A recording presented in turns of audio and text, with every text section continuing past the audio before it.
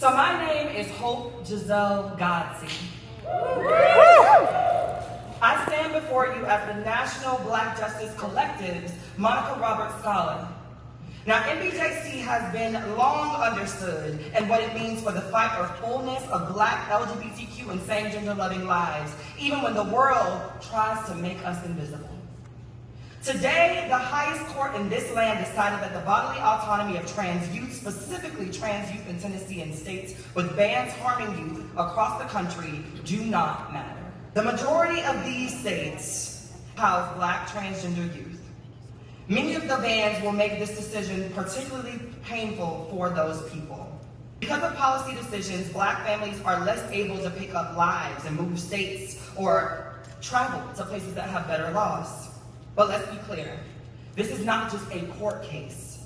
It's a coordinated, calculated attack. One that tells children that you don't deserve to exist safely in your autonomy or in your own body. And depending on where you live, it tells people that who you are and have to be every day isn't important.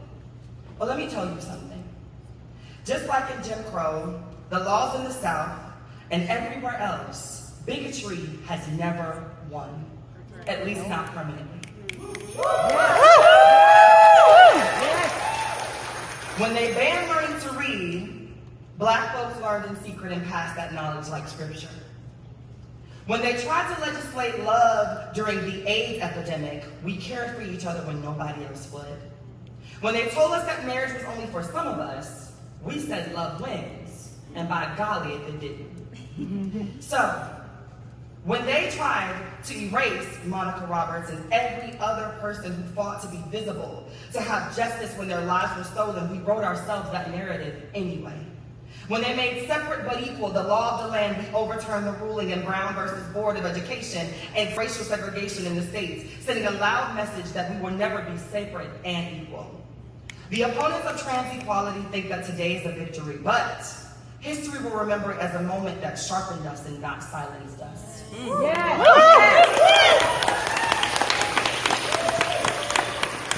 So let me say it plain.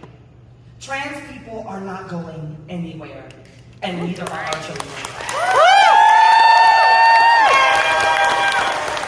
We have always been here, we will always be here, and every time they try to bury us, they will forget that we are seeds built to grow. People like to use the acronyms or the ideations of us being phoenixes. But that means that people got close enough to see us burn. And I say to that they're not even worthy of the flame of our fire and the heat that we produce. We save that heat to warm our community. We save that heat like mama bears for their young. We save that heat the same way that we always do when things go wrong. We save it to burn down the obstructions that are holding us back. We don't give it away freely for other people to use against us. So if you are watching this, hearing this, feeling this in your body, you have a role to play. You can share our work. You can fund our work. You can show up for our trans kids in your city, in your family, and let them know that they are not up for debate. They are not a phase. They are not a culture war. They are a whole goddamn person. Yes. You can shout their name when they try to erase us.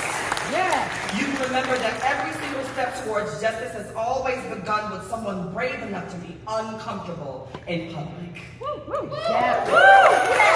You can tell anyone listening that we will not be erased and shamed. So yes, today we grieve for the people in the states where those bans exist. But we grieve in motion. We will cry while we fight. We will ache while we organize. We mourn and we build something bold enough to carry the children through the storm so that they can carry us as they get stronger and as they grow and as they learn. Yes. And to land with this, to the system that thinks that it won today, just like every other time before, you will lose again. Because we won't bow to hatred. We outlive it. We out-organize it. We outlove it. We are still here, and we are not finished yet.